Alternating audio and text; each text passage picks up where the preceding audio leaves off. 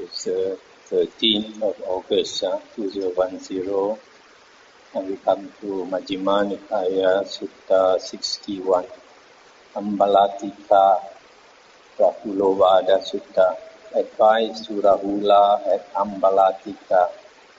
Thus have I heard. On one occasion, the Blessed One was living at Rajagaha in the bamboo grove, the squirrel sanctuary. On that occasion, the Venerable Rahula was living at Ambalatthika.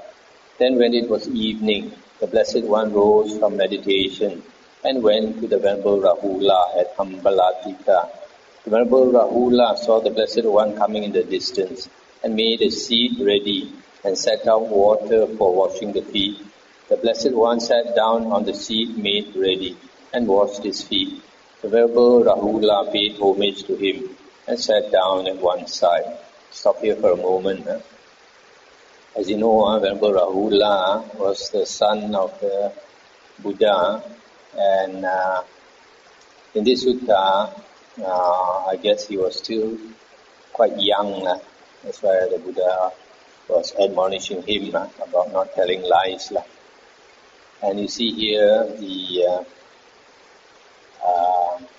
monks during the Buddha's time, when the Buddha comes or the teacher comes, they make ready the seat and set out water for washing the feet. And after the teacher has washed the feet, then they pay homage. Then the Blessed One left a little water in the water vessel and asked the Venerable Rahula, Rahula, do you see this little water left in the water vessel? Yes, Venerable Sir. Even so little, Rahula, is the recluseship of those who are not ashamed to tell a deliberate lie. Then the Blessed One threw away the little water that was left and asked the Venerable Rahula, Rahula, do you see that little water that was thrown away? Yes, Venerable Sir. Even so, Rahula, those who are not ashamed to tell a deliberate lie have thrown away their recluseship. Then the Blessed One turned the water vessel upside down and asked the Venerable Rahula, Rahula, do you see this water vessel turned upside down? Yes, Venerable Sir. Even so, Rahula, those who are not ashamed to tell a deliberate lie have turned their recluseship upside down. Then the Blessed One turned the water vessel right way up again and asked the Venerable Rahula, Rahula, do you see this hollow, empty water vessel? Yes, Venerable Sir. Even so, hollow and empty, Rahula, is the recluseship of those who are not ashamed to tell a deliberate lie. Stop here for a moment. So here you see the Buddha is emphasizing to him through this simile of this empty vessel that if he tells a deliberate lie, his recluseship or monkhood is thrown away like the water and is empty of this monkhood. So the fact that the Buddha can admonish him about telling lies probably shows that he was very young at that time. Then the Buddha continued, suppose, Rahula, there were a royal tusker elephant with tusks as long as chariot poles, full-grown in stature, high-bred and accustomed to battle. In battle, he would perform his tasks with his 4 feet and his hind feet, with his 4 quarters and his hind quarters, with his head and his ears, with his tusks and his tail. Yet he would keep back his trunk. That his rider would think, this royal tusker elephant with tusks as long as chariot poles, etc., performs his tasks in battle with his 4 feet and his hind feet, etc. Yet he keeps back his trunk. He has not given up his life. But when the royal tusker elephant performs his task in battle with his 4 feet and hind feet, with his 4 quarters and his hind quarters, with his head and his ears, with his tusks and his tail, and also with his trunk, then his rider would think, this royal tusker elephant with tusks as long as chariot poles, etc., performs his task in battle with his 4 feet and his hind feet, etc., and also with his trunk. He has given up his life. Now there is nothing this royal tusker elephant would not do. So too, Rahula, when one is not ashamed to tell a deliberate lie, There is no evil, I say, that one would not do. Therefore, Rahula, you should train thus. I will not utter a falsehood even as a joke. Let's stop here for a moment. This simile the Buddha has given about the royal tusker elephant is quite interesting. How this elephant can be trained to the extent that he's willing to give up his life. You notice here, the one who has not yet been trained to that stage, he keeps back his trunk. Why? Because his trunk is the softest part. It's most, it's most, it's most delicate, or it's most, his weakest point is his trunk. So, when he's willing to even use his trunk in battle, then he's willing to lay down his life. So well has been this elephant has been trained. So the Buddha uses the converse to say that if a person is not ashamed to tell a deliberate lie, then there is no evil. Then he will not do because he's a shameless person. What do you think, Rahula? What is the purpose of a mirror? For the purpose of reflection, Venerable Sir. So too, Rahula, an action with the body should be done after repeated reflection. An action by speech should be done after repeated reflection. An action by mind should be done after repeated reflection. Rahula, when you wish to do an action with the body, you should reflect upon that same bodily action thus. Would this action that I wish to do with the body lead to my own affliction, or to the affliction of others, or to the affliction of both? Is it an unwholesome bodily action with painful consequences, with painful results? When you reflect, if you know this action that I wish to do with the body would lead to my own affliction, or to the affliction of others, or to the affliction of both, this is an unwholesome bodily action with painful consequences, with painful results, then you definitely should not do such an action with the body. But when you reflect, if you know this action that I wish to do with the body would not lead to my own affliction, or to the affliction of others, or to the affliction of both, it is a wholesome bodily action with pleasant consequences, with pleasant results, then you may do such an action with the body. Also, Rahula, while you are doing an action with the body, you should reflect upon that same bodily action thus.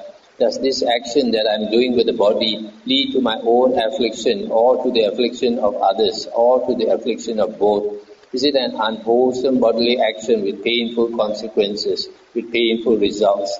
When you reflect, if you know this action that I am doing with the body leads to my own affliction, or to the affliction of others, or to the affliction of both, it is an unwholesome bodily action with painful consequences, with painful results, then you should suspend such a bodily action. For when you reflect, if you know this action that I am doing with the body does not lead to my own affliction, or to the affliction of others, or to the affliction of both, it is a wholesome bodily action with pleasant consequences, with pleasant results, then you may continue in such a bodily action. Also, Rahula, after you have done an action with the body, you should reflect upon that same bodily action thus.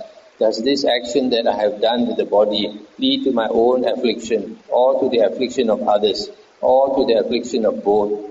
Was it an unwholesome bodily action with painful consequences, with painful results?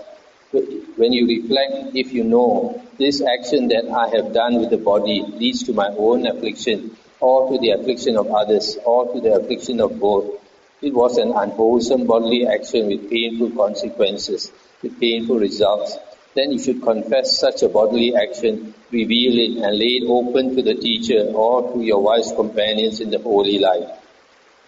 Having confessed it, revealed it, and laid it open, you should undertake restraint for the future. But when you reflect, if you know this action that I have done with the body does not lead to my own affliction, or to the affliction of others, or to the affliction of both, it was a wholesome bodily action with pleasant consequences, pleasant results. You can abide happy and glad, training day and night in wholesome states. I'll stop here for a moment. So here, the Buddha is saying that bodily action, you should reflect before you do any bodily action. Consider whether it's wholesome or unwholesome. And even while you are doing also, you should reflect. And even after doing, you should also reflect. And so if it is unwholesome, you should not do it or should not have done it. But if it is wholesome, then you can do it and continue doing it. Similarly, for speech and for mental action by the mind. Rahula, whatever recluses and Brahmins in the past purified their bodily action, their verbal action, and their mental action, all did so by repeatedly reflecting thus. Whatever recluses and Brahmins in the future will purify their bodily action, their verbal action, and their mental action, all will do so by repeatedly reflecting thus. Whatever recluses and Brahmins in the present are purifying their bodily action, their verbal action, and their mental action, all are doing so by repeatedly reflecting thus. Therefore, Rahula, we should train thus. We will purify our bodily action, our verbal action, and our mental action by repeatedly reflecting upon them. That is what the Blessed One said. The Venerable Rahula was satisfied and delighted in the Blessed One's words. That's the end of the sutta. In the holy life or the spiritual path, when we practice the spiritual path, the very basic, the first thing that we should practice is to be careful of these three karmas through the body, speech and mind. That is a very basic thing. That is the first step. If we cannot cultivate wholesome karma through the body, speech and mind, and avoid unwholesome karma, then this very first step, if we can't do, then we cannot progress at all on the spiritual path. And that is why the Buddha's words are so important. So, like this first part, the Buddha is talking about lying, telling Rahula not to tell any deliberate lie. So this lie comes under verbal karma. So, unfortunately, I have seen some monks, because they don't study the suttas, they don't know such basic things, and they go and practice meditation and put a lot of effort and all that. But I see they cannot progress because this very basic step. The first step itself, they don't put effort to reflect on their own bodily karma, verbal karma, and mental karma.